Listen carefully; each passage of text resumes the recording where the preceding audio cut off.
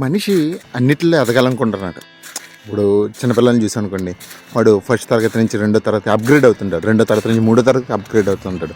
అలాగా కాలేజీ నుంచి యూనివర్సిటీకి, యూనివర్సిటీ నుంచి డాక్టరేట్కి ఎలా ఎదగాలనుకుంటారో చదువులు, అలాగే ఉద్యోగంలో ట్రైనీ నుంచి స్టార్ట్ అయినటువంటి వ్యక్తి ఒక మేనేజర్ గాను, ఒక కంపెనీ హెడ్ గాను ఎదగడానికి ఇష్టపడుతుంటాడు.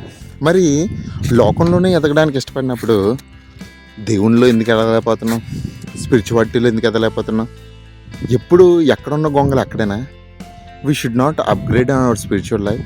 ఎంతమంది అప్గ్రేడ్ అయ్యారు? గత సంవత్సరం కన్నా ఈ సంవత్సరం నేను విశ్వాసంలో చాలా బాగున్నాను అనేసి, లేదంటే కదా గత కాలం కన్నా ఇప్పుడు ఇంకా బాగున్నాను అనేసి, గతంలో చేసినటువంటి క్రియల కన్నా ఇంకా గొప్ప క్రియలు చేశానని చెప్పేసి ఏదైనా అనిపించిందా? అంటే మనం ఎక్కడో లాక్ అవుతున్నా అన్నటువంటి విషయాన్ని గమనించండి. విశ్వాసంలోని ఎదుగుదల అవసరం, పరిపూర్ణతలోనికి వెళ్ళడం చాలా అవసరం. కాబట్టి నా ప్రియ సోదరులరా, చెల్లెమ్మలారా, will increase our faith in God that makes us fulfillment. అంటే మన జీవితానికి ఒక పరిపూర్ణత అనేది తీసుకొస్తుంది. కాబట్టి